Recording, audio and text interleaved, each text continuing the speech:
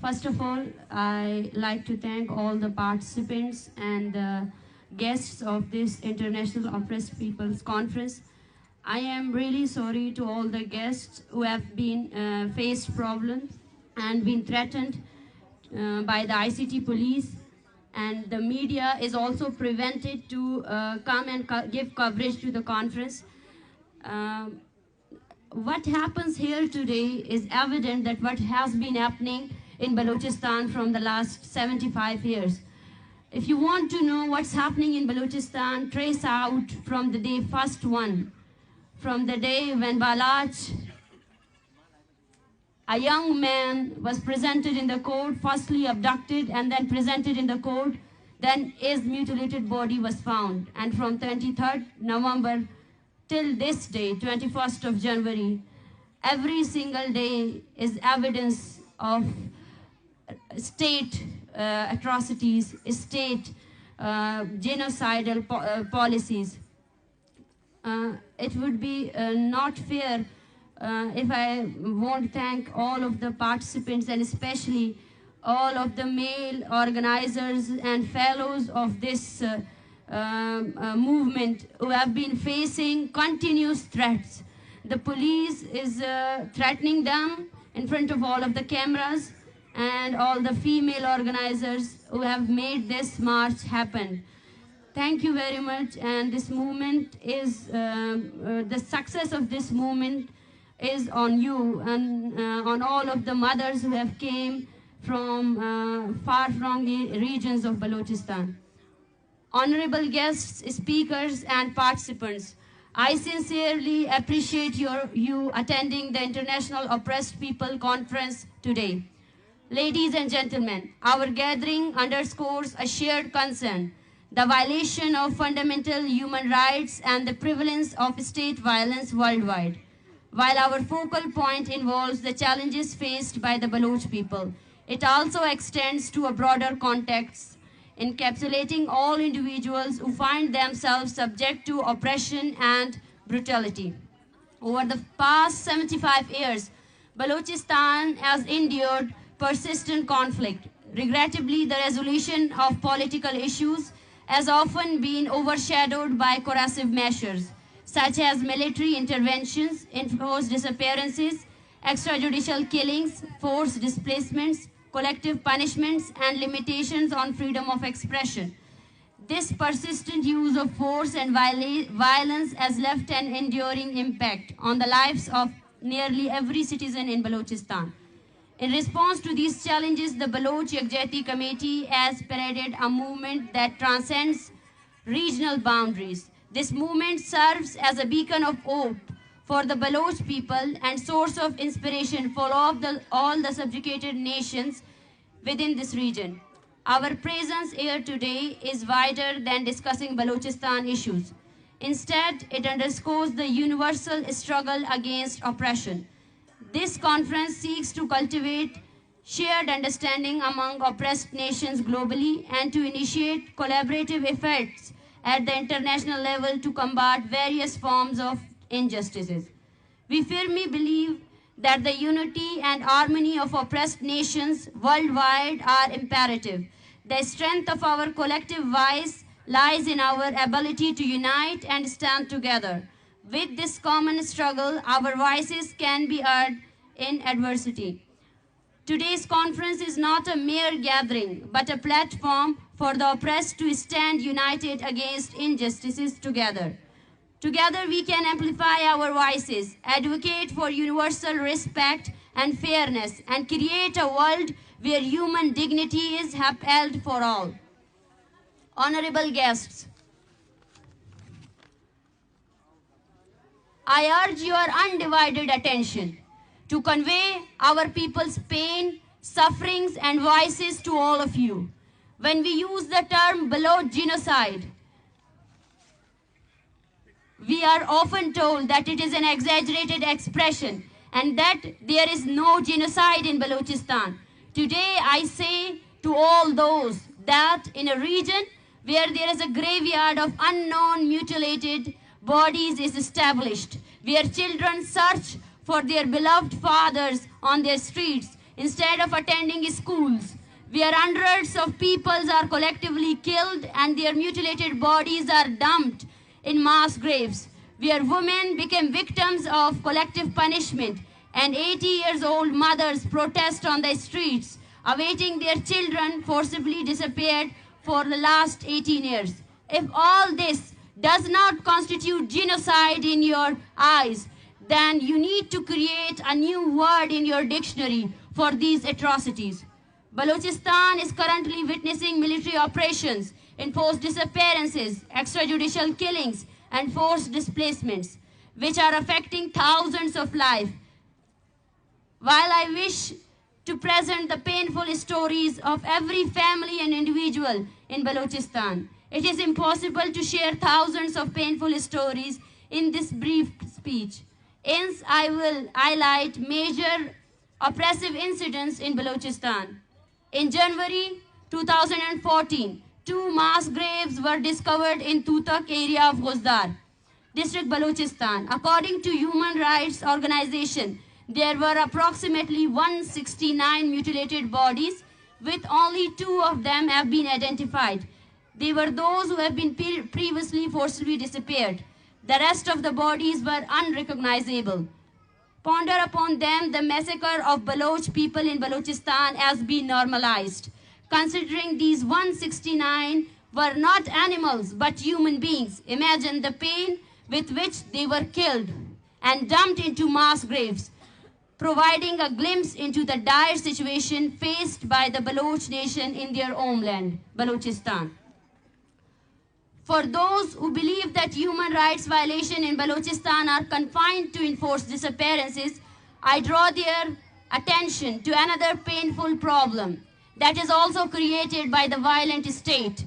Thousands of people of Balochistan have been forcibly disappeared from their hometowns in Balochistan. Forced displacement started after the military operations in 1973, but large scale of incidents escalated after 2005. During the 2005 military operations, many peoples, including areas like Dera Bukti, Kolu, Kahan, Avaran, Kolwa, Mashke, Jau, Balgatar, Shapuk, and Dasht. These forced displaced families are now living in the worst situation in different areas of Balochistan, including interior Sindh, Karachi, Iran, Afghanistan, and other regions. Sadly, no human rights organization has adequately addressed the plight of these thousands of peoples. In Balochistan, there are thousands of families whose family members have been enforcedly disappeared. And I think I don't need to provide any reference or evidence for this, because today in this conference, there are dozens of families before you whose loved ones have been enforcedly disappeared. Many families present here have relatives who have been enforcedly disappeared for more than 15 or 20 years. Even today, the number of victims of forcibly disappear is in the thousands.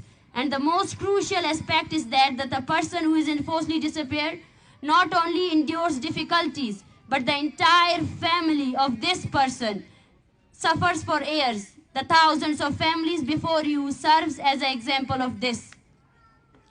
And they are witnesses of state barbarism. We traveled from Turbat to Islamabad to show you your state atrocities. And they will haunt you until you live there. They will haunt you. One day we will go to our homeland. But remember this, these women holding the pictures of their loved one will haunt you forever. That what you have done to their homeland, what you have given them in the name of your so-called developmental projects, in the name of your so-called state, what you have given them. Here in this conference, there are people whose loved ones were extrajudicially killed. Notably, figures like Mama Kadir Baloch, a senior human rights activist, experienced the extrajudicial killing of his son, Jalil Reiki, after his enforced disappearances. And also, there is Baloch Baloch's mother, Baloch, who faced the same fate, being extrajudicially killed after his enforced disappearances. Even after being presented in court, I received the mutilated body of my father, Ghaffar Lango, after 2 years of his enforced disappearances. Over the past 20 years, numerous military operations have been conducted in the name of security in areas like Dera Bukti, Kolu, Kahan, Avaran, Mashke, Jao, Tutak, Balgatar, Dasht, Bolan, and many other areas. These operations resulted in the deaths of hundreds of innocent people, and thousands were displaced from their native villages and towns. Unfortunately, these operations continue to this day in different parts of Balochistan. Like still Pakistan wants to invade Balochistan, like still Pakistan wants to displace people in Balochistan. This was just a brief story of oppression in Balochistan. After hearing this account, I hope you will not say that the term genocide is exaggerated, but we will say that the genocide term is a small term. People around the world have to discover a new word that could fit what Baloch is suffering back in their homeland. Ladies and gentlemen, in this region where we reside, all oppressed nations including Pashtuns, Sindhis, Muajirs, Hazara, Shias and Gilgitis are also victims of forced disappearances and extrajudicial killings. From the Khyber Pakhtunkhwa mountains to the Karachi Sea, thousands are deprived of freedom of expression and basic human rights. Some are oppressed based on their ethnic and religious identity, while others are silenced from raising their voices for their rights. Political leaders like Manzoor Pashtun have been continuously and unlawfully detained from the last 2 months for advocating Pashtun rights. For the past 20 years, the Hazara community has been facing mass killings based on their religious identity. Sindhis, Muajirs and Shias are also experiencing forced disappearances and extrajudicial killings. For decades, Hindu and Christians communities have been facing oppression based on their religious identities. Moreover, even the Punjab today, political activists and journalists have forcibly disappeared based on their political affiliations and freedom of expression.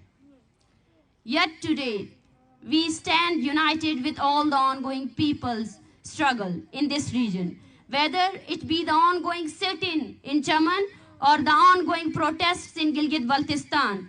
We stand in solidarity with Muajirs, Sindhis, Hazaras, Pashtuns, Shias, Hindus, Christians, and all oppressed communities and support their struggle. Moreover, today the people of Kurdistan, Palestine, Afghanistan, and many other oppressed communities are facing oppression. We stand with the subjugated peoples of the world, and today there is a need for coordination among the movement of oppressed people, and we hope for a joint struggle between the subjugated nations of the world. Respected women, I extend my heartfelt appreciation to the women who have played a significant role in the movement of oppressed nations globally, including the ongoing struggle against Baloch Genocide.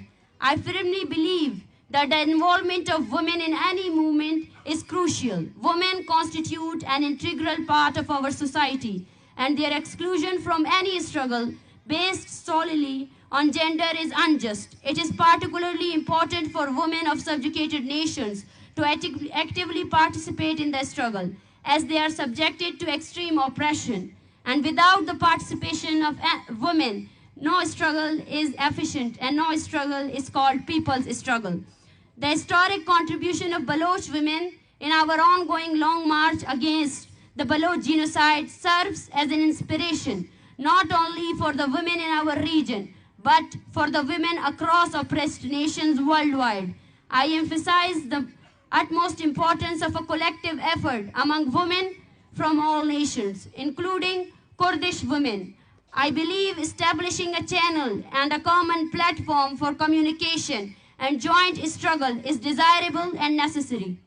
Honorable human rights activists and journalists, I extend my utmost gratitude to all the human rights activists and journalists who have played a constructive role in this movement, becoming the voice for the voiceless. Simultaneously, we appeal to all those human rights organizations, journalists and human rights activists to stand in solidarity with the struggles of oppressed nations worldwide, including the Baloch nation, and amplify their voices.